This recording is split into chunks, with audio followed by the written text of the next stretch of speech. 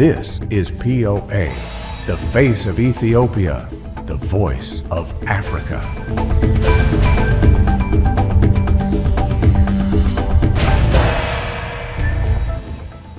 Hello and welcome to the Pulse of Africa News, our top stories for today. The 69th Greater Horn of Africa Climate Outlook Forum kicks off in Addis Ababa.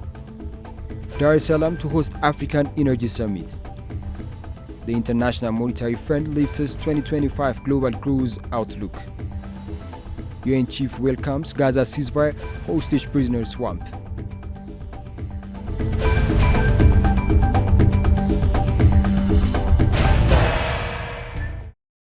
The 69th Greater Horn of Africa Climate Outlook Forum is currently taking place in Addis Ababa, focusing on the theme Climate Services for Closing the Early Warning Gap Together.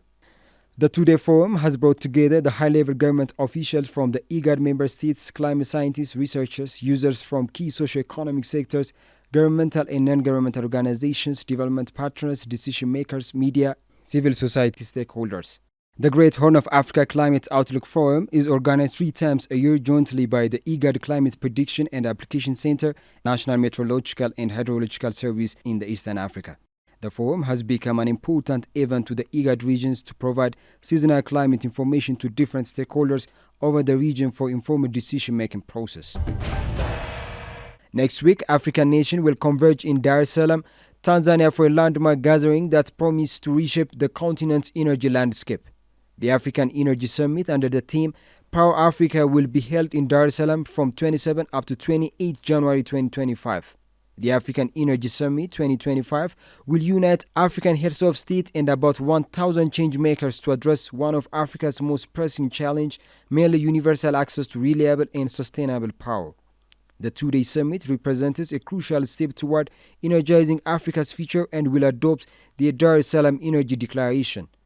The declaration committing governments to scale up access to electricity, clean cooking, renewable energy and private capital mobilization, as well as the launch of national energy compacts in certain countries as a blueprint for country-specific transformations.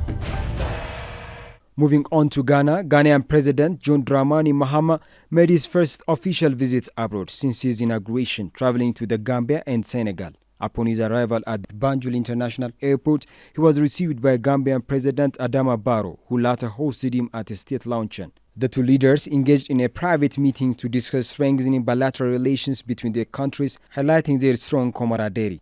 After his engagements in Banjul, President Mahama traveled to Senegal, where he met with President Dakar Faye at the Presidential Palace in Dakar, where the two leaders reaffirmed their commitment to strengthening bilateral ties. The meeting focused on deepening cooperation in key sectors, including hydrocarbons, defense, security, education, health, and tourism. They also discussed regional security concerns, particularly in the Sahel and within the Economic Community of West African States, ECOWAS. Kenya deploys more peacekeepers to Haiti. Another 270 Kenyan police officers arrived over the weekend in Haiti as part of the UN-backed mission to tackle gang violence and restore stability in that nation. That is the third batch of police from Kenya under the United Nations Multinational Security Support Mission in Haiti. Kenya's Interior Ministry said the additional officers will help fight violent gangs that have taken over the troubled Caribbean nation. Kenya's first deployed 400 officers to Haiti in June, where they have made strides in improving security and stability in Haiti.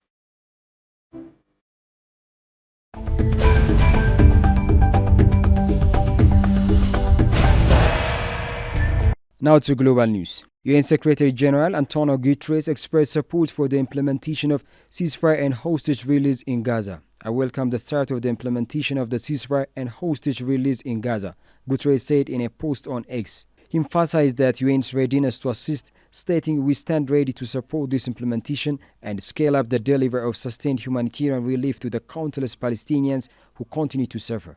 The UN chief also stressed the importance of addressing obstacles to aid delivery.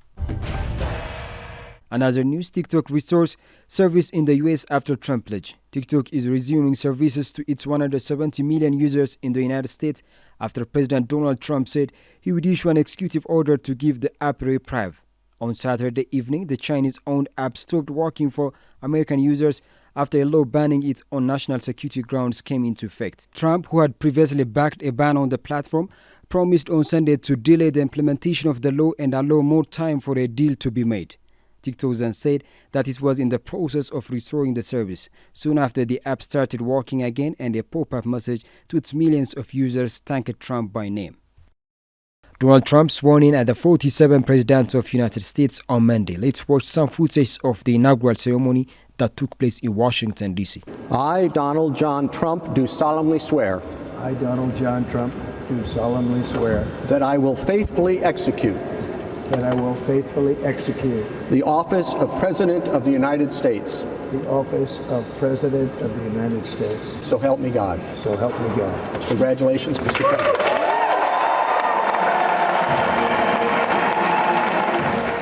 The golden age of America begins right now.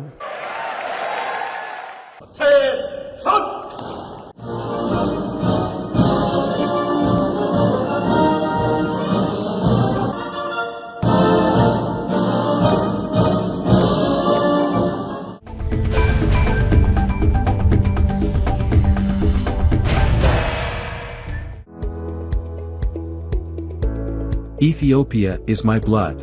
Your story and our identity. Ornamented by centuries of sacrifices. The story of resurgent Ethiopia and burgeoning Africa is here. Only on the Pulse of Africa channel, all the time. Pulse of Africa. The face of Ethiopia. The voice of Africa.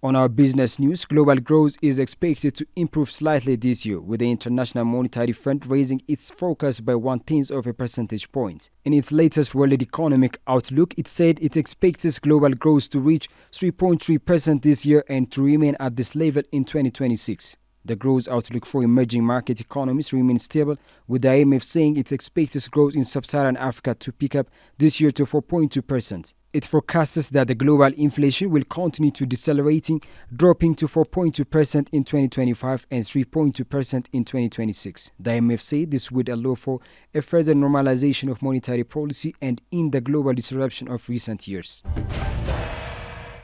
On Libya.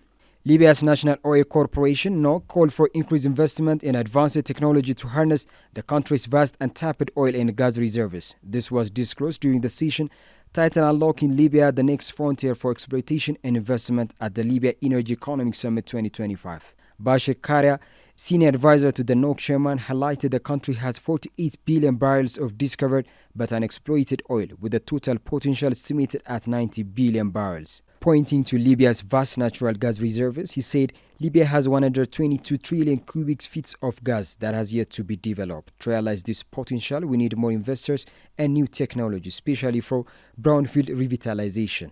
This recovery is projected to boost Libya's economy and strengthen its position in the global energy markets. Another news, Chinese annual GDP grows at 5.4% in 2024. Chinese economy grew 5.4% in the fourth quarter of the 2024 as the stimulus measures kicked in, allowing Beijing to meet its annual growth target. The last quarter sprint helped lift Chinese full-year GDP growth to 5.0% in 2024, according to Chinese National Bureau of Statistics, aligned with the official target of around 5%. The pace accelerated from 4.6% growth in the previous quarter. The shift of policy stance in September last year helped the economy to stabilize in the fourth quarter, but it requires large and persistent policy stimulus to boost the economy momentum and sustain the recovery.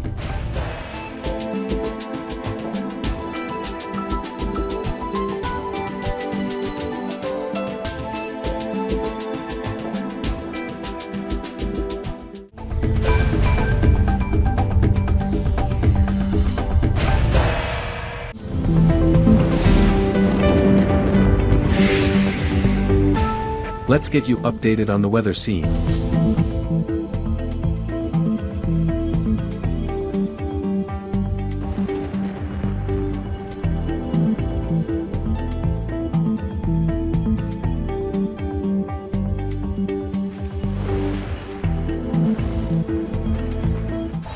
That's all from us today. Don't forget to check our website for updates on this and other stories. We thank you for joining us.